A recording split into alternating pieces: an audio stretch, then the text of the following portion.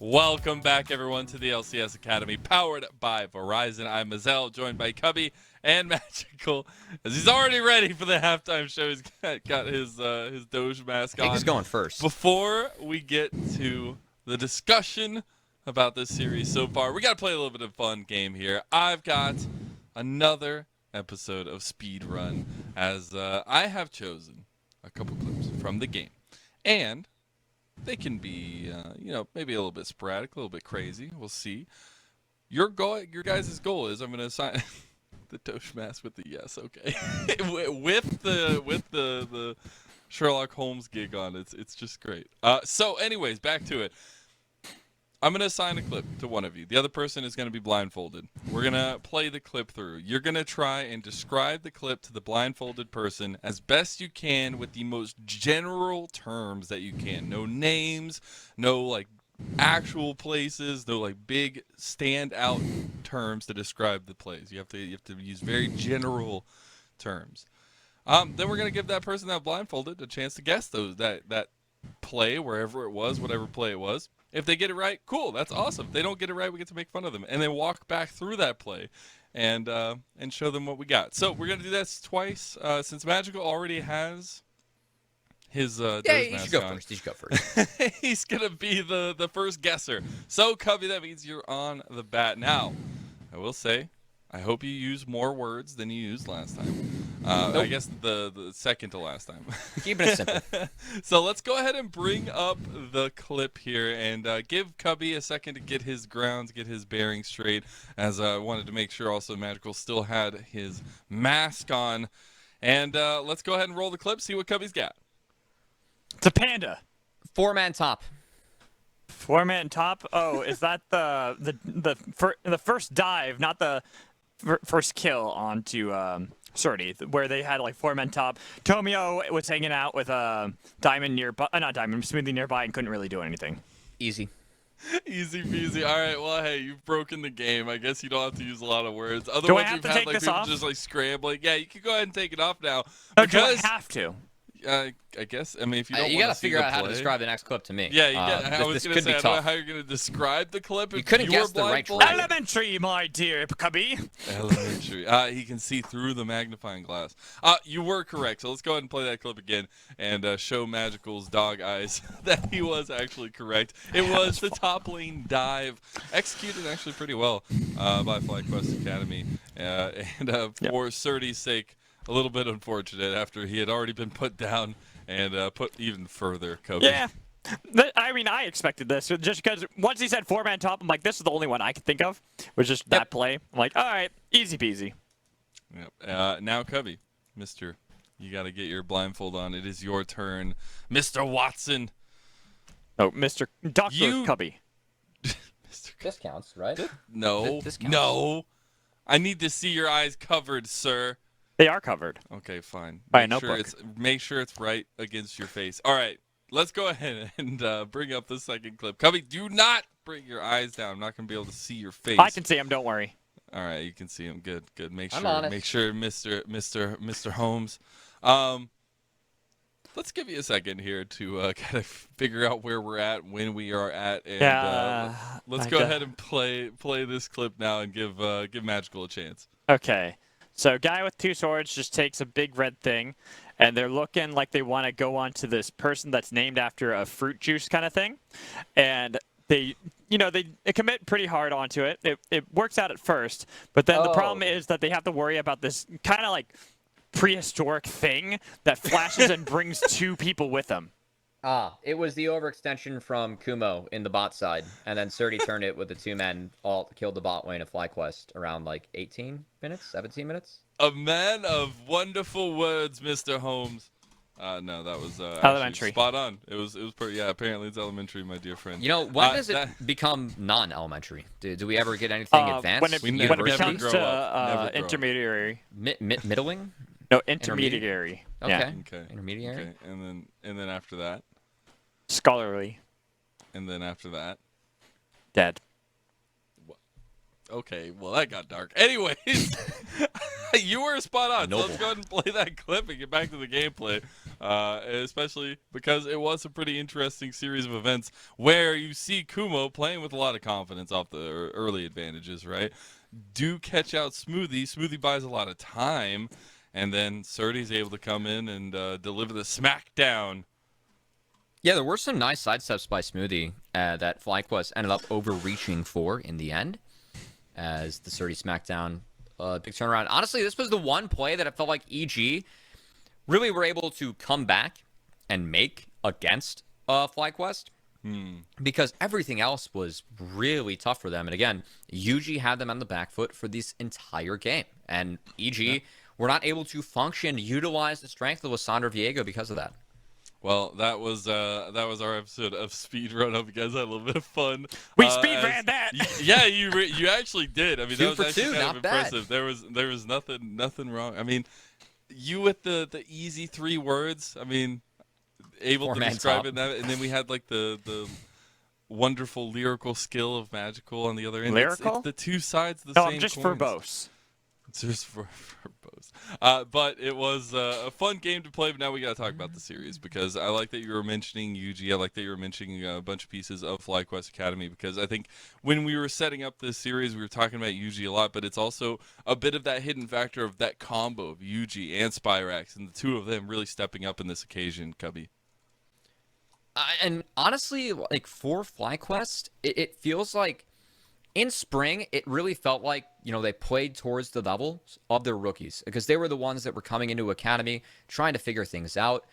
Now it feels like their rookies at times are the driving force of this team. And we're asking for other members to step up as well, as UG and Spyrax.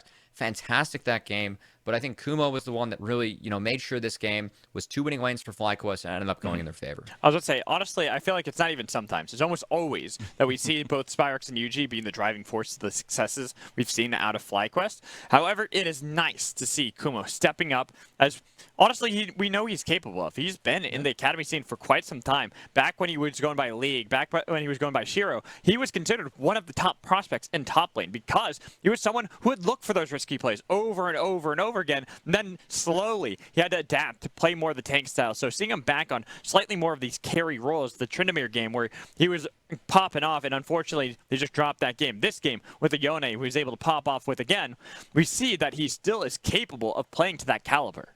We got to talk about that top lane matchup a little bit, because the early blood was very fun to watch, and especially the kind of early flash we saw from Surdy that was responded to from Kumo, but also just seeing the volatility of that top lane, and the fact that FlyQuest Academy were so willing to continuously drop the bomb on Surdy and try to get something up there. But I think Surdy, we saw in some of those clips, or at least the last one there, was able to turn things around for his team, and that's why we did talk this guy up going into this matchup here, Magical. Yeah, despite being down, he was still able to make these huge plays for the team. We saw in your speed run that he was able to get a great Gnarl, and that seemed like it might have been able to slowly shift the tides back towards the team, maybe even more so that they could rely on Cowrie to be that late game insurance. Unfortunately, it just wasn't enough. There was such a gargantuan lead on the side of FlyQuest right out of the gates that it made it difficult for team composition that wanted to play around early to mid game to really function in late game. That Baron sneak was the nail in the coffin, too. Yep. And credit goes to FlyQuest for utilizing some of the unique strength of Yone, having that marksman-style DPS on the Baron while the marksman was showing mid. EG didn't see it coming until it was too late. That's what got FlyQuest to win.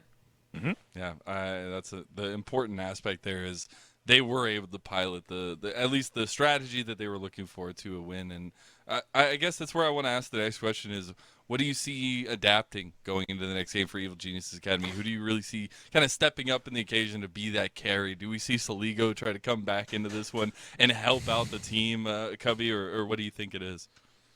I don't love the Lissandra and the Silas matchup, just because Silas gets the Frozen Tomb, and we saw what Spyrax can do with that. But I want to see if EG can go to red side. I think that their red side drafts have actually been really sound, as they're just blinding Surdy whatever he needs. And then also it does open up the window for Surdy to get a counter pick, or more importantly, I think for EG of late, getting Tomio that counter pick in the jungle. I think that's been really big for Tomio's success, making sure that when he does play that Viego, when he does play the Poppy, it's good setups for it. and he's able to get the team ahead early and then isn't punished too hard moving forward, just given the jungle matchup that he can opt into. Yeah. Tomio's the one I was going to focus on, too. I think Tomio is someone I need to step up, because even with Sturdy falling behind, he still was able to step up in the mid to late game. Looking at Soligo, it was a little rough for him to really do too much on the game, mostly because that Viego really was a non-factor. There wasn't really much he had done early into the game to try to help out that mid lane. It was completely controlled by the troll Toll in mid lane, and Yuji just used that lead there to get a lead top lane, then translate to the bot lane. He constantly was outpacing Tomio. Yeah, especially the way that we hyped up Yuji, it was nice to see kind of some of that come out, especially in his play, but as well as the way they controlled the map. I know also at the beginning of this, we were talking about Surdy being pretty vocal.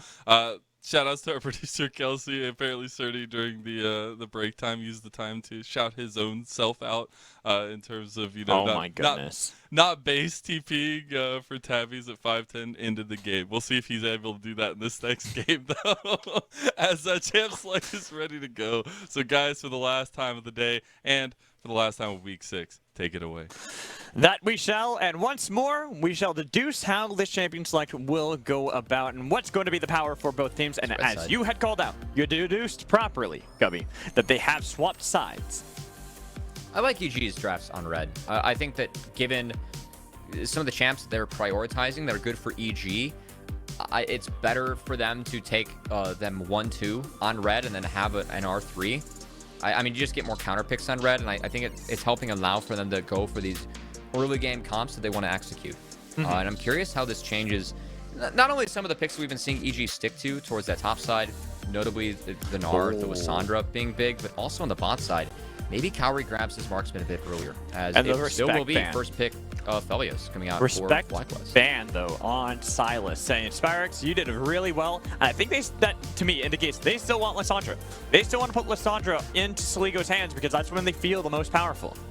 Wouldn't be surprised if we see something like Gnar Liss, GP Liss here, coming out from the side of EG, as there's the Gnar. And we'll see if it ends up being the Lissandra here for Soligo.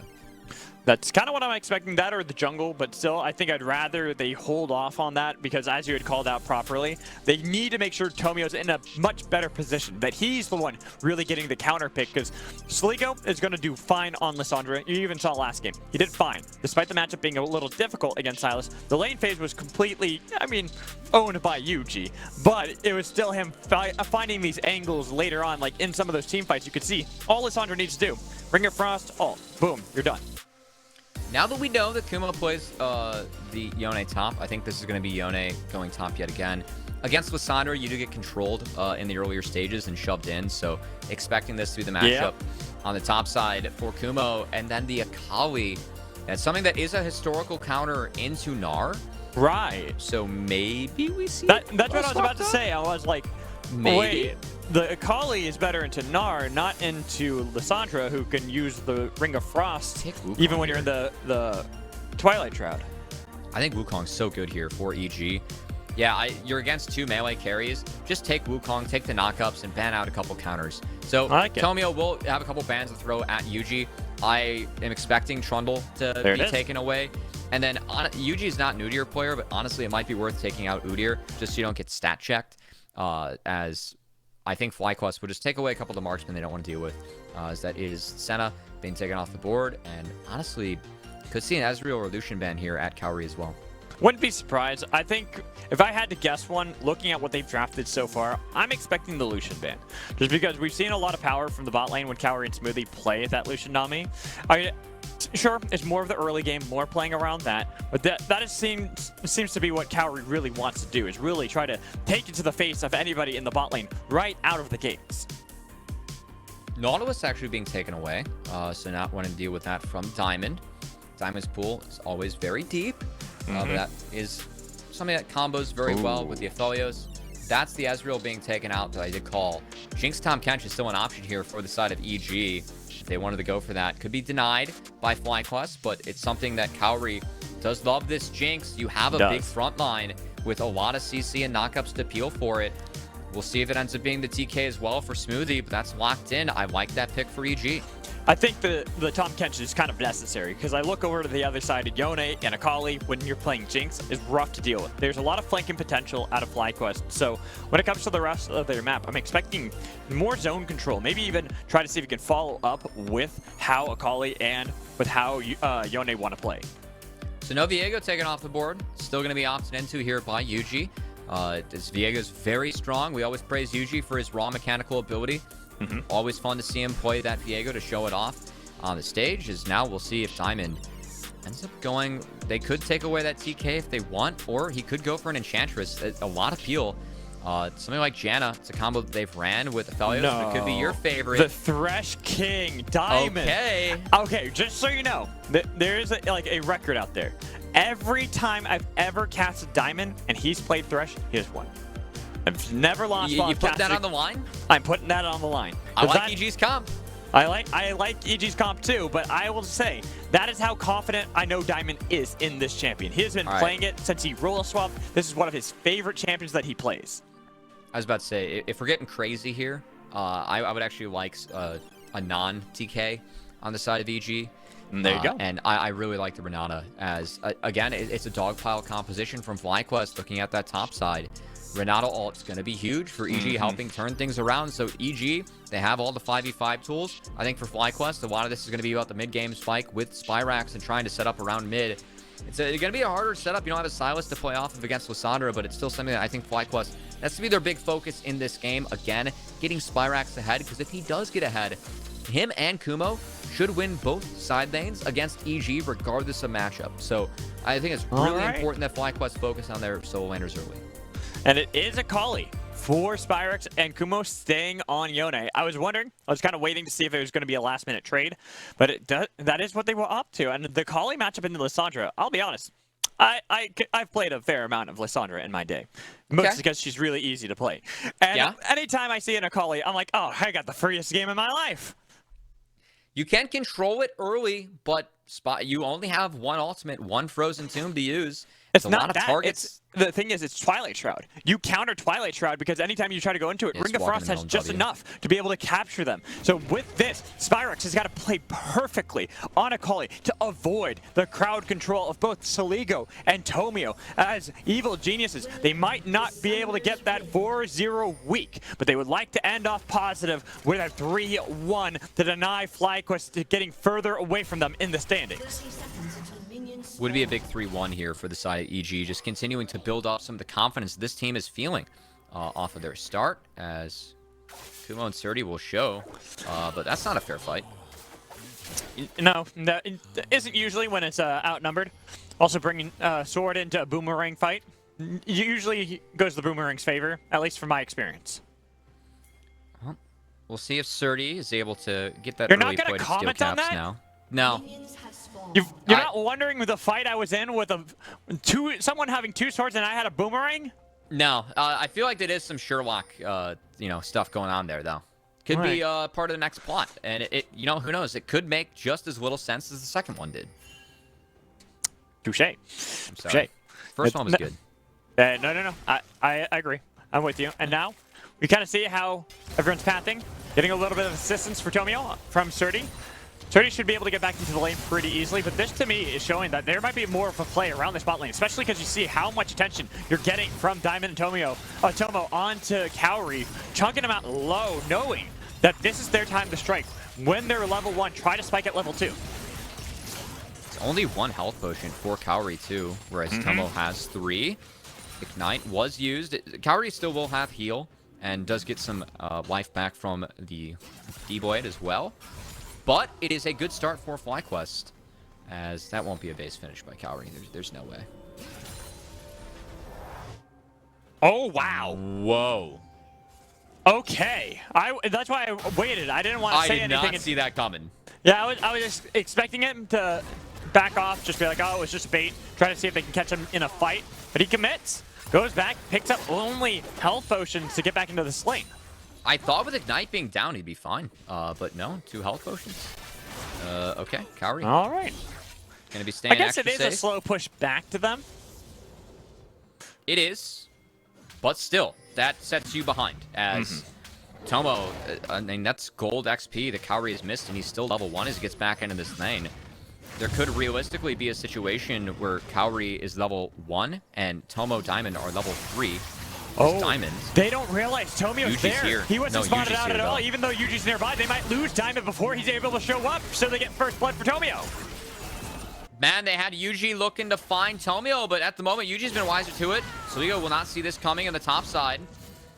No. Will not be Suligo chased, will though. be fine, though. Yeah, Yeah. This time around, a lot safer, like I said. It's hard for Akali to really do too much against Lissandra. No, even if Kinsure can flip and follow up with the claw, it's once you get there, you're just rooted for such a long period of time that Lissandra can poke at you from the range right outside of your 5-point shuriken strike. And what a nice first clear here for Tomio. Found first blood, easy 4 camp, gets the crab.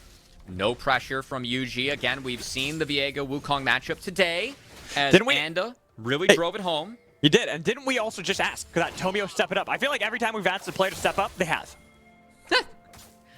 You've had a lot of blanket guarantees this game, Matt Magical. First, it's Diamonds, never lost a Thresh game. If you're casting, he's down. You nervous?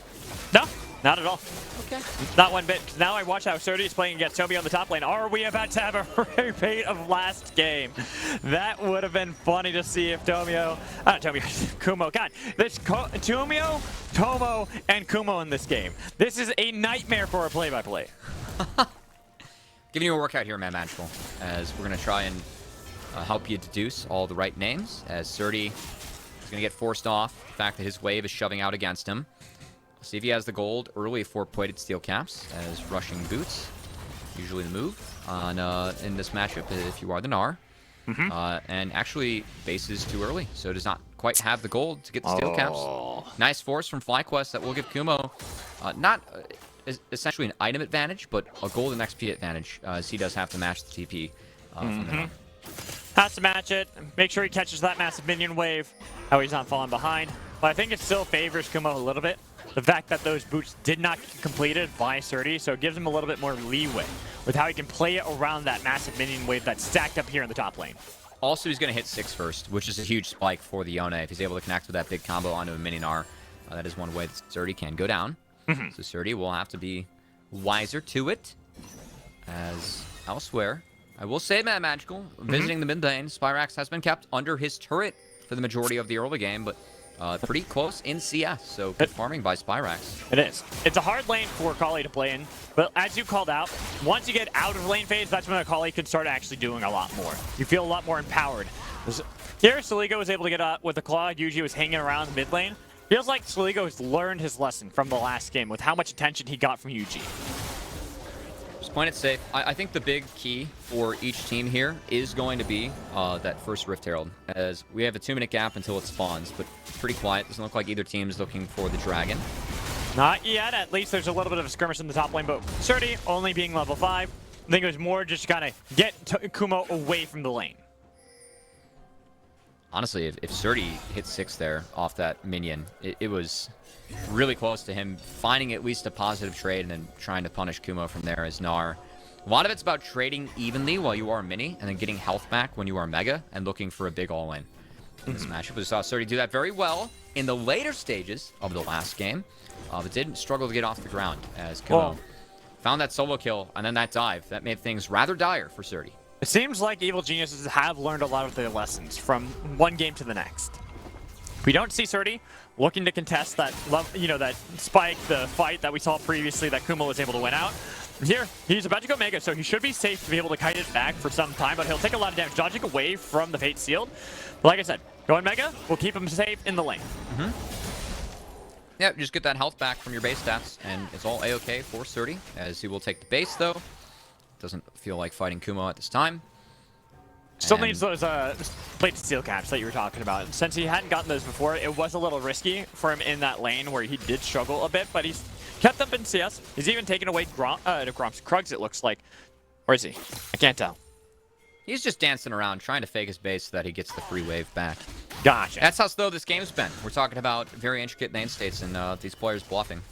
As Surdy, that bluff does pay off. He'll be able to stack up Mega, back in the Kumo. Alright, so let's look into the future then, Cubby. Yeah, it's all about Rift. It's all about Rift still? And nothing's changed? Yeah. Look at the bot lane at EG. Oh, yep, you're not wrong. They're already there. Not already there, but they're working their way there. Oh, they'll be there by the time it spawns. Is what you know what I mean. I know. Will be a trade across the map as Surdy's going to give up some of his resources to try and get a free Rift and get resources in the pockets of EG. I must say I like this trade as it has been FlyQuest, though, to respond. The only response they have is to take away the bot side camps of Tomio, which you can see Yuji is doing on time. Will deny, and Surdy will lose this wave. A lot of solo plates going over to FlyQuest. So while EG, they're the ones that initiate the play, red-white Aphelios can really rip through those turret plates, and Tomo's the one that's going to get very far ahead off this trade. But I feel like it's going to be an instant pop of the eye top lane for Cowrie to get just as much gold. Now Spyrex, he's in a little bit of danger. I talked about that Twilight Shroud, not really the most useful thing against Alessandro. He was rooted for a long time there. Still able to be fine, as all the members of EG were showing. Tomio will be able to get first brick for Cowrie, but still, I really like all the solo resources onto Tomo. Soligo might be able to get over the wall, dodging away from the shuriken flip. All the while, Yuji, because they had this pressure in bot lane, saw that the Rift Herald was popped in the top lane. They not only will get themselves a turret eventually for Tomo, but they also got themselves that first dragon of the game. Honestly, a really awkward series of events from EG because they have both solo laners sitting mid and no one sitting bot, while FlyQuest actually left that empty. Kumo looked for the pick on Cowrie. Will try to save the life of this turret. But like I said, it does feel a little bit awkward here at the moment. Still a dance around this top structure with Tomo finally, there he goes, taking that structure himself. I mean, he's got like 3 waves for free as Tomio. Tomio got caught out. He's got the Cyclone, but that's a lot of damage coming in from Spyrex, trying to get back into the fight. They've got the bailout, though, to keep him alive, and now they re-engage. Kumo looking for someone in the backline. They're low. He's got the damage. He can snap back and make sure that Smoothie is dead. While Soligo, he's getting rushed. The FLYA in. It will be a dodge of the rocket to make sure that it is only going to be the life of Soligo.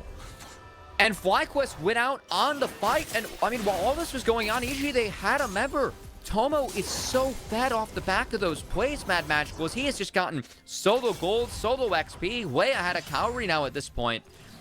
And EG, they couldn't cash in. As we take another look at this skirmish, Tomio's out of mana. He's forced to burn his ult so early and just run away from there off the death sentence from Diamond. And then EG, they're kind of split here because Cowrie is out of mana. And it feels like this push just went too long for the side of EG. It does. They just overcommitted for way too long and struggled to get out of it. They got a kill, sure, but then they end up trading 2 of their own lives for it. And like I told you, I like Diamond on this Thresh. How many times he was setting up these plays to spoon feed his carries? Second time he's played it so far this split. Thresh out of the meta, but Diamond felt like this was a game to pull it out, and he's been good. As we have EG trying to push their way back into this game. FlyQuest, this is the part of the game I think that's kind of scary for EG, given the strength of Spyrex and Kumo in the side lanes. As the Yone and the Akali, FlyQuest can really stretch out the map here, as good handshake from Smoothie saves himself from getting jumped on. Looked a little dicey for a second, but Tomio was still in the area, in the vicinity with Soligo. Despite a wave being crashed back towards them, could have easily rotated. More importantly, though, is this control that FlyQuest are continuing to gain over Evil Geniuses. Like, we look at where the wards are positioned right now. There's nothing really to fight over at the moment, but they're making sure they can contain these incremental leads that we talked about in the previous series. We're starting to see from FlyQuest. And I think for the side of FlyQuest, again, like that, the mid-game play around Aphelios, it was really good. Again, like that Rift Herald swap. Tomo got so many resources off that. He's got 2 levels. I mean, Cowrie just dinged 8. Tomo's solidly level 9. He's pushing mid now. They're keeping Lissandra under her turret. This enables FlyQuest to get out on the map and try and play towards their solo laners, which is the goal of this comp. And it feels like EG are just behind the punch. Feels like they're behind the punch, kind of like how they felt last game. Even this game, they had some good early moments, but they haven't really been able to capitalize on them, and that's been the biggest problem. They still have Cowrie on Jinx later. We've seen what Cowrie can do. He is behind, as now Tomo's gotten another base off before Cowrie can see the marksman item gap. that most of it was called by the swap that FlyQuest had, and the fact that no one from EG answered. Again, they looked for a play. FlyQuest answered evenly. That got the most important member for their team as this game moves on. A lot of gold early. As EG trying to answer and do the same here for Cowrie. They're looking to get some plates, get more gold over to Cowrie, but Spyrex was there to answer, make sure. Without the Lissandra, I told you, the thing with the Lissandra Kali matchup is the lane phase is the easiest thing in the world for Soligo. But it's all about later into the game, and you can find picks like this. That's nice. The rocket wasn't able to connect, but they still got one. Now with only 50 seconds left onto the Dragon, should be their control.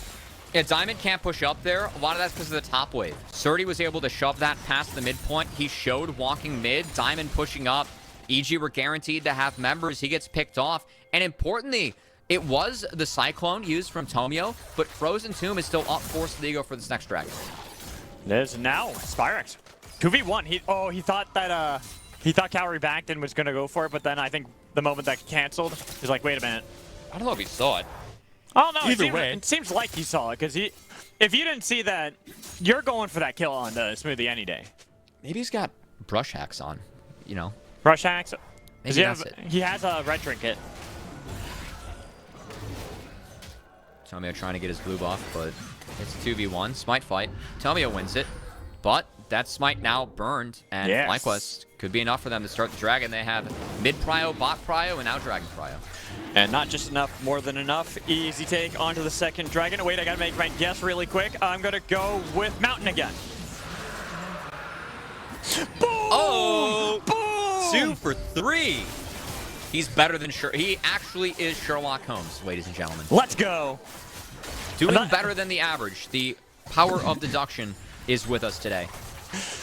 That was last second, too, where I'm just like, all right, think. Good call, good call, good call. All right, now, Tomio and Smoothie, they got to think their way out of this one. They're getting chased down. Yuji, Tomo, Diamond nearby.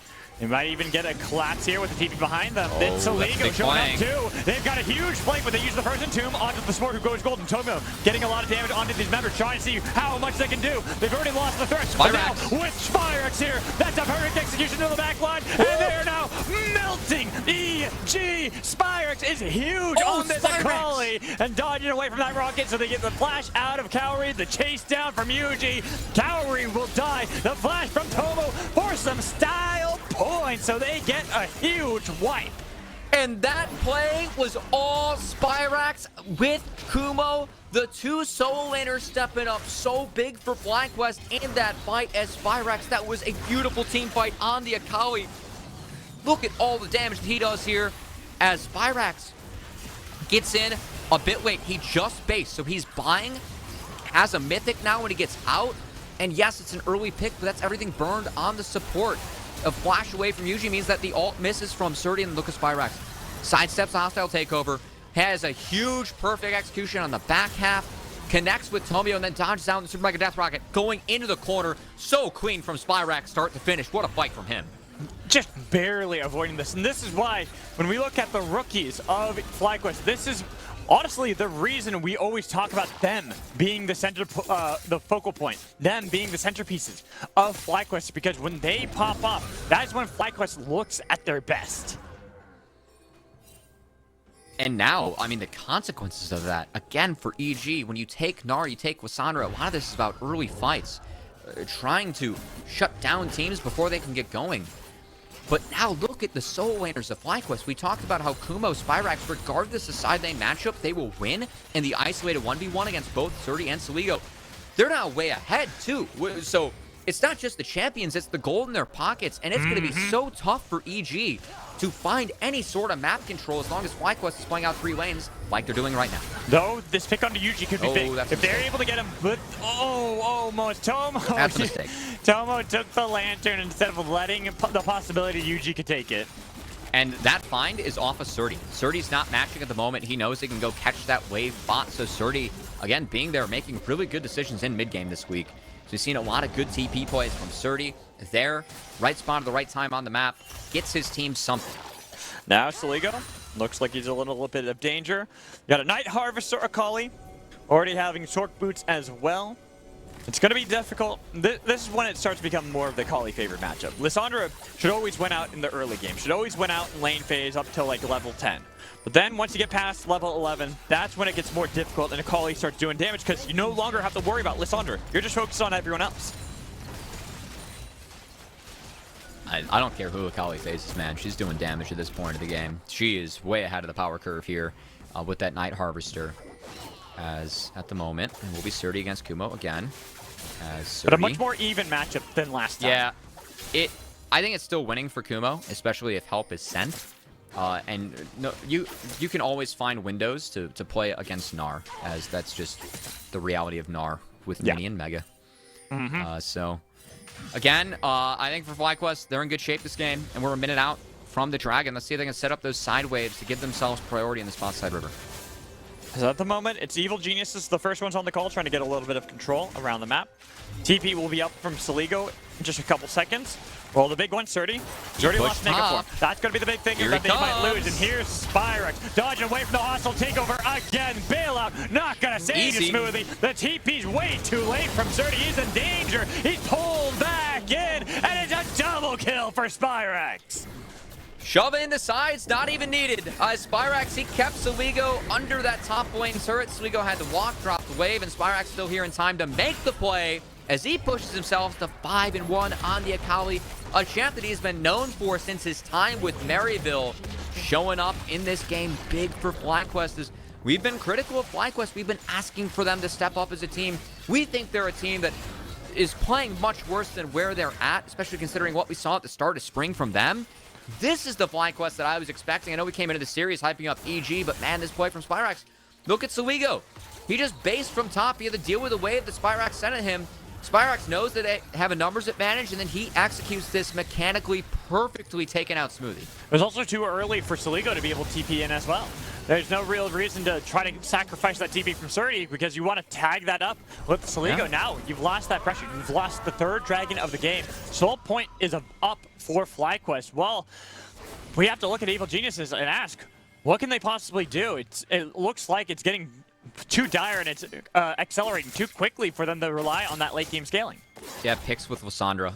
That's really the best thing that you can do. Try and find any sort of numbers advantage, but it's tough because the comp for FlyQuest, again, you have winning side lanes, so you can always have push. And when you push in sides, EG are forced to show on the map and respond or lose a ton of resources. And FlyQuest is playing around that very nicely. Getting themselves great leads, translating that into vision control, translating that into map control. And then it all comes full circle as they look to posture around the Baron more so, just because they have that advantage. Not really too much to play on the map unless someone overextends. EG, it's been really a better look for them this week. This series, though, against FlyQuest, I think that we're seeing if they don't get off to the races that, you know, they can still falter a bit with these early game comps. That has been a big problem for them this split. And FlyQuest, I mean, a much needed bounce back into a resurging EG. This has got to feel good for FlyQuest, knowing the performances that EG's put up in their last couple of series. This team's no longer a pushover in our academy standings, so no. Ooh, means a lot at FlyQuest. Use of the handshake there. Did you see that from Smoothie to make sure the Fate Seal did not connect? They have now, a chance. They've got this flank. That's a hostile takeover on Atomo. He takes the lantern out of there. Well, Spyrex is fighting with Surdy on the other side, but it's all about trying to see if he can get the spotlight. They got the flash out of Tomio. He's got the staggering strike. Even though Spyrex was able to have a huge amount of damage on Surdy, he's gone golden. It's all Cowrie. He's the one chasing down Kumo, and now Spyrex, you've got to be a legend, but you can't do it. They're silenced by Evil Geniuses who jump in a rampage, and now it's off the back of Yuji. Can he do it? He wants it. He turn it around? He goes golden. The Cowrie should be able to auto one more time. And an A somehow for the Geniuses. They split up the fight. FlyQuest, they were not together. Kumo went for the solo play. The handshake forced him to miss along with a sidestep. And then Surdy just kept everyone busy while Tomio and Cowrie ripped through FlyQuest on the bot side. Honestly, I think that handshake is going to be skipped over by so many people with how important that was to reposition the Fate Seal so that you don't have to worry about Cowrie getting jumped on. It's massive. Look at that. And so that's big, but also watch what happens when Tomo is lanterned out of this fight. Look at how split this is. The Spyrax is on the top side. So now all of a sudden, two people are up top. Surdy zones them both. Tomio and EG commit as a team to the bot side to attack the 3, where it's pretty much a 4v3. And yeah, Surdy goes down, but he buys so much time, keeps Spyrax and Yuji out of the fight. So EG can find a win when they're down. Really good stuff from EG as a team. Especially for the fact that who gains most of those kills, being Kaori, is what really lends this to being a successful fight for Evil Geniuses. They're getting that late game scaling. We're asking, are they even going to be able to get to that point? Well, now you got a lot more gold funneled back on a Kaori. That's critical. It's much needed, as again, Kaori. We've talked so much about the side lane strength of FlyQuest, the ability for Kumo and Spyrax to get pushed, get advantages when objectives are down. But when the objective is up for EG, and you look at the comp they have, yes, it's early game focus, but Kaori is that late game insurance, where if he's able to get ahead on the Jinx, if he's given the time and the space to rip through the fight, we've seen what Kaori can do with this pick. And we'll have to keep our eyes on him, especially coming up to this next Dragon fight, Mad Magical, as it is Soul on the table for FlyQuest. A Mountain Soul at that, the strongest Soul we have that you predicted in this game. Big brain. Big brain as usual. Now, it is FlyQuest trying to make sure they're the ones with the initial foothold. But Tomo is caught again. The Lissandro. Spyrax is in the backline, but they already got the excited Kaori. Now he's wailing away, trying to survive against Spyrax. Spyrax trying to get on top of him, but he doesn't get him yet. He goes golden. Kaori, he's alive. He's in the backline. Zap connects. Yuji flashed forward, but he couldn't finish off Kaori. No way. Who survives? FlyQuest. What happened? It's all gone awry. Diamond, you never lost on Threshold. I've cast it. What's going on as he tries to get out of there with a sneaky little lantern and a little pole? And I can't believe that Kaori lived. I mean, it was 0 HP that he was on, that Yuji was on him for. Spyrax, Yuji almost synced up, but it was Soligo going in. It was no sums on Tomo. They're able to punish him, as now Yuji, Spyrax, they have health bars up. They're trying to stick around, see if they can take this dragon. They do have smite still. GA. Yuji is here, causing a little bit of a ruckus. Look at Diamond's positioning as well, looking to see if he can collapse onto Tomio. He got hit. How did he get in? How do you let him in? No, it goes over to Tomio. How do you let him in when you have Frozen Tomb up? That should not have happened. That EG or Lucky to have gotten that one. It's a flex, yeah. All right, returning to this, first off, Tomo, no sums. I love the target selection and everyone on EG committing to getting him down, especially Kaori, who is face tanking Spyrax out of all this. Goes golden to dodge out on the Fate Sealed from Kumo, and then somehow is able to barely escape as Spyrax had to run for his life. Yuji, oh, the Q flash, Kaori's able to react, gets out of it. Lives with absolutely nothing in his health bar. If Yuji takes over Kaori there, FlyQuest runs the fight. There's no way that Yuji, with a Jinx and all the items that Kaori has, does not run the rest of EG with no tools left. It is literally 5 HP that saves EG and their chances in this game. And EG, they're only down 1k gold, and Kaori has an Infinity Edge. So EG, their chances are all of a sudden looking pretty okay. What a bounce back for Evil Geniuses. It feels like we've seen this so many times, be it against 100 Thieves, be it against even the top of the table teams previously. But now the pick on Tomio. He gets hit up by the last embrace, but now look at the damage. Look at the hostile takeover. They've got a lot of damage. Tomio might fall first, but they've got a lot of damage. Kaori has been trying to get away from Spyrax the best he can. That Tomio will not take out one. What's going on? But they get Spyrax on one side. Kaori, he's excited. They could go for more, but man, what a messy fight across the board. Kaori's the one that keeps on getting more gold, though. Is EG, they're taking Tomo out first every single fight. That time around, the Frozen Tomb on the Lissandra herself, plus the hostile takeover from Smoothie was massive in the fight.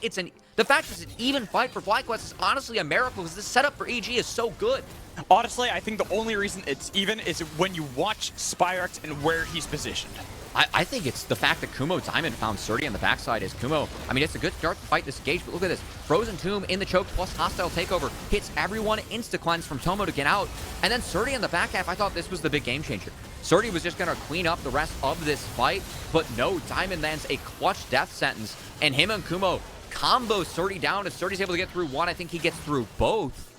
That's what keeps things even on the back half as Cowrie again free-firing. And as long as EG are picking fights on their terms and not allowing for FlyQuest to set up onto Cowrie, I think that really benefits them, and it's one of the reasons that Cowrie's been able to free-fire throughout all of these team fights.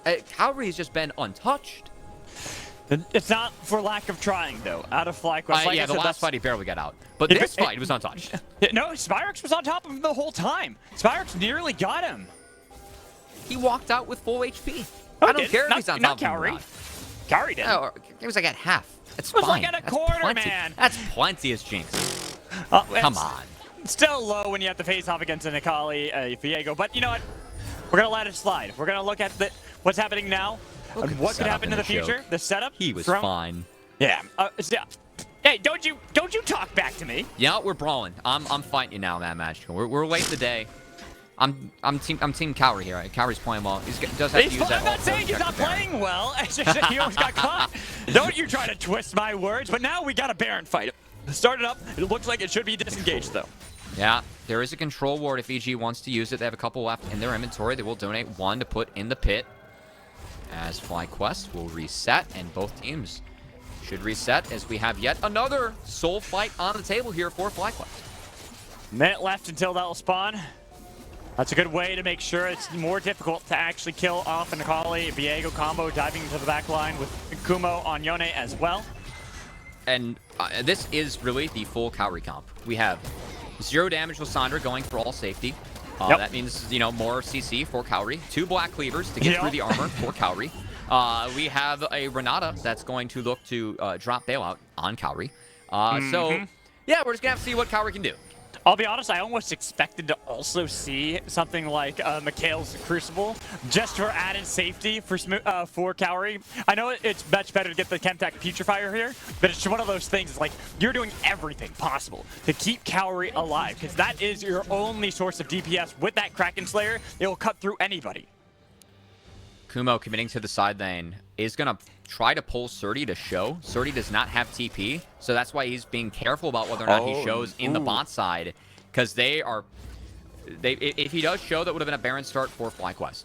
Yes. Kumo just burned his TP to get into they don't know the he's bot here, though. rush. They have no idea. There it is. Oh, Kumo they do now now. spotted out, has jumped over the wall to make sure that he gets a little bit of they're vision fine. onto the dragon, but it's getting taken so low. Can't usually get into the pit. He can't get there in time. they're Hostile fine. takeover goes completely wide of Spyrex. Still waiting. He's hot. Oh, he's going. What What? a dodge. What a block from Smoothie. And now Spyrex is down. There's no more assassin on the team. They're chasing down. And guess who it is? They're looking for Tomo. They have focused their entire game on killing Tomo. Rampage for Cowrie from the Turkish League. Been here in Academy that is popping off on Jinx. And it's been such a good game for Spyrax, but that was simply way too deep on the side of FlyQuest. As after that, Tomo had nowhere to position. EG just get to chase him down to get the dragon for free and 3 kills for free as well. And FlyQuest, this team that we knew for their mid game, their late game decision making in spring, and their ability to team fight, are just scattered in the back half of this game, Matt Magical. It seems like it's Evil Geniuses that are the team that's built around team fighting. They are the ones that have always been playing this style, as opposed to FlyQuest with how they've been able to outmaneuver and keep Cowrie consistently pumping out that DPS. And guess what he has in his inventory now, Cubby? A Guardian's Angel. Man, and the ability for EG to really dig deep and come back in this game again. Looking for a 3-1 week against competition around them, fighting for that 6th place position would be really big for EG moving into our final week, our super week that we have for week 7. As EG looks revitalized coming out of that break. Team that, again, has had the talent. We've been looking for them to step up. Really feels like that extra week helped them find the identity and just really get on the same page as a team, Bad Magicals. EG, this comeback victory for them, it's been really, really good to watch them really punish the mistakes of FlyQuest. Not victory yet. We're still even in gold, and with one dragon up for FlyQuest, one misstep, one misplay. Cowrie gets fought out first. Victory. If they end up winning this, it will be a comeback victory. But they still got to claim victory.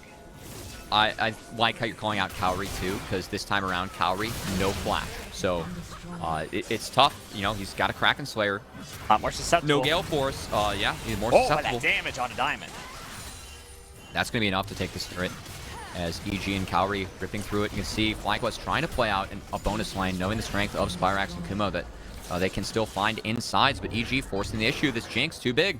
Yeah, they're just looking for the inhibitor turret itself, trying to draw in the attention of Spyrax. And guess who's here to answer that? Zerdy spots out that Spyrax was looking for that flank. So now they can try to see if they can dance around this a little bit more. Tomio was able to flank a little bit and scare them off and say, yeah, you thought it was going to happen, but it's not really. Instead, we're waiting for these minion waves to constantly whittle at this turret and try to see how low we can really get it to go.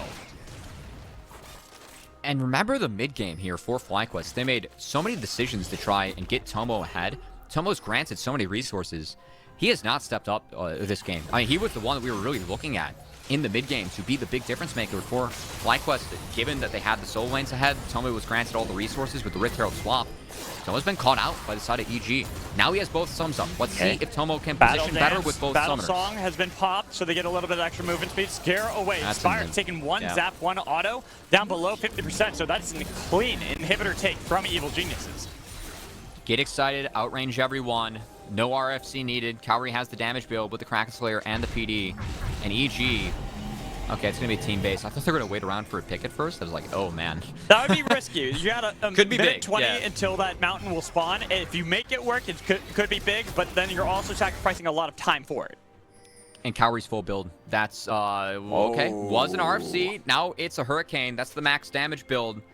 As LDR decides he doesn't need it. He wants to hit the back line. Any autos onto the Aphelios and Thresh will be lethal for the side of FlyQuest to deal with. Granted, his target is not Viego. It will be everyone else. As long as he can chunk out Spyrax, who we expect to dive on top of him, get a little bit of that peel from Smoothie and Tomio again, it's going to be hard for them to do anything to stop Cowrie from getting excited. And watch Cowrie's flash timer. I think it's very important that FlyQuest fights before this dragon spawns. If they fight after, Cowrie and Surdy will have flash available to them. Again, Cowrie is the most important member of this game. He is full build. If FlyQuest want a chance, they have to try and find something before he gets that flash up, or else things get all that much harder for them. We had focused so much of our attention pre-game onto Surdy. We saw a lot of how he was able to bounce back in the last game. In this game, it is still him on the Gnar, looking to help out.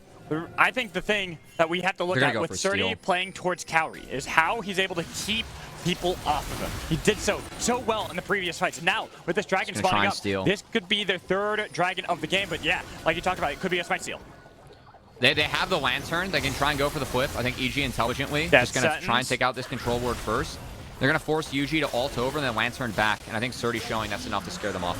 It's the zone control Surdy provides. Just his presence alone already making it difficult. He wasn't even close to having Meganar, but FlyQuest understood they could not get to the dragon unless they had to go through Surdy first. And EG are just cruising now. They have 3 Mountain Souls, or Mountain Dragons in their pocket. Yeah, I know. This is the best role for EG. And, I mean, if there is any evidence that Mountain Soul is, you know, the best soul in the game, or I should say dragon in the game, which it is, it'd be this game. The 3 Mountain Drakes on Cowrie to help him deal with the Yone, the Akali, the Viego. And, I mean, literally, the one fight that we had that was very close, it was, you know, 5 HP for Cowrie, and EG were sitting on 1 Mountain Dragon. That literally is the difference between Cowrie going down, UG taking him over, and FlyQuest being in the position to win this game instead. Cowrie lives, and EG just ran with it from there. Kumo and Spyrax, this is a Hail Mary play. They've got the setup in the spot lane. They're waiting. They know someone's going to answer. They know someone's going to show up, and there it is. They noticed Surdy, and Tomio went the wrong way to the cleared up minions. Surdy having Gnar into the wall, but the Shuriken flip on top of him, and he's no longer Mega. It's Spyrax who's Mega. Love the answer from FlyQuest. The strength is in their soul laners with this comp.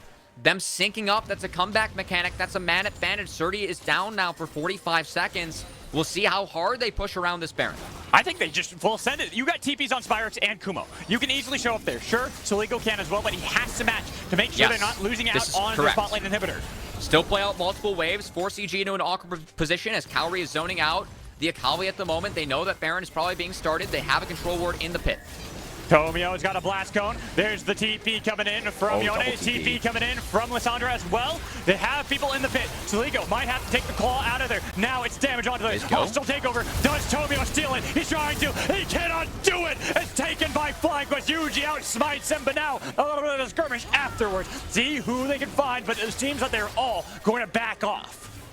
FlyQuest find the answer. We've talked so much about their soul laners, their ability to side lane and win the skirmishes. They just sync up, take down Surdy, punish EG, take a Baron for themselves, and FlyQuest say they aren't done yet. Yuji outsmiting Tomio there as well, securing Baron for FlyQuest, keeps them in this game. And as we look towards itemization, we already called out Cowrie, full build on Jinx, but we're starting to get close to the points when other members on FlyQuest are at full build. You're a couple components away for Tomo. You're a couple components away for Spyrex, and if Spyrex can complete that item, doesn't matter if you have 3 Mountain Dragons, you're gonna get bursted. Yeah, I think it's gonna be a last item death cap for Spyrex, which I am here for, as we are getting into the very late stages of the game, and Kumo using the ult, but there's a lantern. No handshake brings him back, but he still gets there. No, the wards! They stop him from clicking the lantern! So good from EG as that old Thresh mechanic. We don't see a lot of Thresh anymore, but EG, they haven't forgot, baby. They're dropping those control wards, making sure there's no lantern, no safe passage away for Kumo, as his fate is sealed by EG. And FlyQuest now, they have to reset. That's 1 Baron down, and honestly, that's the entire Baron push killed. There's no way they're going to be able to ever sniff an inhibitor turret. They're just going to try and keep as many objectives up as they can with this Baron. They'll try to make sure their base is not in tatters, but they also now have to see if they can Hail Mary a play around the mountain. Because no matter what, win or lose for either side, it will be a soul in this game. It's just who gets it is really the question. And again, big key. What am I looking at? Flashes at this point of the game. Kumo, Spyrax, no flash available for them. Flash is up for Cowrie. He still has that GA. He still is the most important member of this game. It's a tough task for FlyQuest to try and get on top of him and take him out. EG has so many peeling tools with Gnar, Wukong, Lissandra, and Smoothie's Renata at this point. It's a tough ask. I think FlyQuest need to try and shove out this bot lane right now, fix that with a Baron buff, and try to find any sort of collapse or pincer you can on the back line. That's going to be their best chance of winning this fight. They can't win a front to back. No, they can't. And they are setting up a bit of vision control around what they know will be an ensuing objective, being this Mountain Soul. But they still have to risk that fight. They still have to risk that there's going to be a front-to-back fight. They got the Banshees off Soligo. At this point, we're going to take any small advantage you can get and call that a big deal with Surdy. He's trying to get close to Mega, but is keeping that bar mini. So another Rang. He has not popped it yet. Ooh, that was close. Yeah, wants to save that for the right time. Have to save it. 9 seconds left until the dragon will spawn. With FlyQuest having the inner angle first, they notice where Soligo is, and he's not with the team. But here's going to be the battle song pop. With Surdy going Mega, he can focus on Kumo. He might be able to jump over the wall to get away from him. It is all about trying to see if they can delay the fight just a temporary time amount. Because they got Spyrex on the other side. They got a lot of damage onto Tomo. But Spyrex is looking for the angle. He's looking to get in the backline. Tumio is pretty low, but the Moonlight Vigil comes out of Tomo himself. Okay. They're trying to look for Spyrex. Spyrex is alive. No, Cowrie's he dies. alive. Godlike Cowrie, and he's cleaning up out. They got the soul. They've got the kills. They've got the game. Cowrie is gargantuan, monumental on Jinx. The late game Jinx is in effect, baby, as Mountain Soul, everything goes over to EG as they look to take this week 3-1 against 2 teams that are around them in the standings, as EG continues to show this break week was exactly what they needed. They just needed to go back in the lab and figure out how to live evil, and they're doing that now as a team as they look to push themselves to a 3-1 week 6. This is the final push. Evil Geniuses 3-1 in week 6. The bounce back. Diamond, you won every game of Cassid with you on Thrush, but Evil Geniuses say enough of the trend, enough of that. Cowrie is way too big. He has popped off in this game, and Evil Geniuses are still in the running to get in the top 6. One of the better stories that we have in the second half of our Academy summer is EG leveling up Mad Magical, and that game, a comeback victory where, again, what we've seen from EG is better early games, better transitions into mid games, and big TP flanks and plays from Surdy. That's really been the highlights for me with EG resurging in the later half of the season. But that game, it was a comeback victory as a team, something that they've really lacked when it comes to the games we've seen EG played. We aren't seeing them be on the same page early in the season. That's changed now in the second half. And this EG is completely different as we're going towards proving grounds. And like I said, they also keep themselves in the running. There are still 2 games behind FlyQuest. They could have tied it up had they taken both games, but it doesn't matter. They still have a shot to get out of that bottom week. 4. They got a super week next week. There's a lot of games to be played, but for now, we're going to not easy. Well, I mean, it's not easy for any of them. You got FlyQuest, you got Immortals, you got Evil Geniuses all competing for it. EG has TLA, TSMA, and C9A next week. So it really isn't easy. But this is a better EG, and I want to see if they can make that push later in the season to get to that top 6 spot. Well, we'll have to see. Right now, we're going to toss a break. When we come back, our lovely host of this will be here for an interview. Make sure you stay tuned. Welcome back, everyone. We're here with the Verizon post-game interview, and I'm joined with the mid laner from Evil Geniuses Academy, Saligo. And after a 3-1 week going into the last week of the Academy regular season, I know it wasn't the 4-0, but does it feel good to have the turnaround after the break? Yeah, it definitely feels pretty good, and especially for us, I think we're really starting to gel as a team and really find what our style is and what works for us. So it feels nice to be finally actually feel like a stronger team for probably the first time this year. And yeah. So I want to dive into that a little bit more then. What do you feel like has changed? Do you feel like anything has changed? Have you been approaching the season a little bit differently? Or what has been the secret to the gel?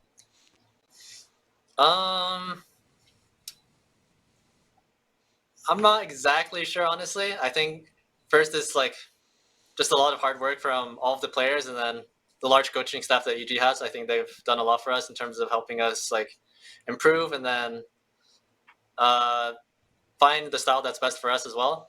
And then I think as well as for the current meta, I think we have a very strong idea of what drafts work for us and how we can execute on them. Okay, I like that. Pretty slick and simple. Did you do anything fun in the off season? Was it just scrim time? Or not off season, I guess off week. The off week, yeah. It was just practice and then a little bit of relaxing. That's all. Okay, nothing too crazy. I want to talk a little bit about the competition here. And before we get to that, a little bit about your season so far, Saligo, and especially with all the ups and downs that Evil Geniuses have had this season in terms of their academy team. How has it been like for you? Have you pulled anything valuable in terms of lessons away from the first part of the split and anything like that? I'd say for myself, one of the bigger things that I learned was basically how to be more flexible as a player and then more suiting to play what my team needs me to play in order to be successful. Because I think previously I was kind of trying to overforce certain styles and certain picks that weren't necessarily good for our team. And I think now that me and the rest of the team are finally understanding what's good for us, I think it's made the games a lot easier. That's actually really interesting to think about. Do you have any thoughts about your competition that you've been facing? We'll start off with obviously recency bias and Spyrax here just recently. Well, for Spyrax, I definitely think he's gotten a lot better since our very first match that we played at the beginning of this year. He's definitely improved a lot. And in general, for the competition, I think there's a few strong mid laners, and then I think everyone else is kind of whatever. But I think everyone has their own strengths and weaknesses. So. Okay. Keep it simple there. I like it. not throwing any heat, not throwing anything like that. I want to give you a chance here before we let you go, right? To give any shout outs as you round out the season here. Any Saligo fans out there? You got a message for anybody?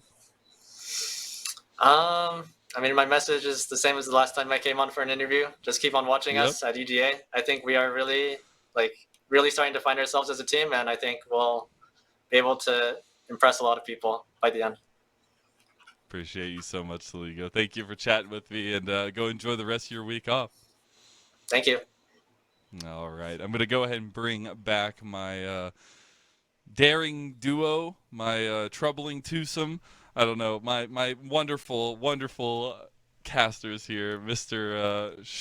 What was it? Sherlock Magical? I don't remember I heard anymore. Madlock Holmes as well. I saw that one. Madlock Holmes. Yeah. And then Dr. Cubby. But we're how you finishing guys... up here, right?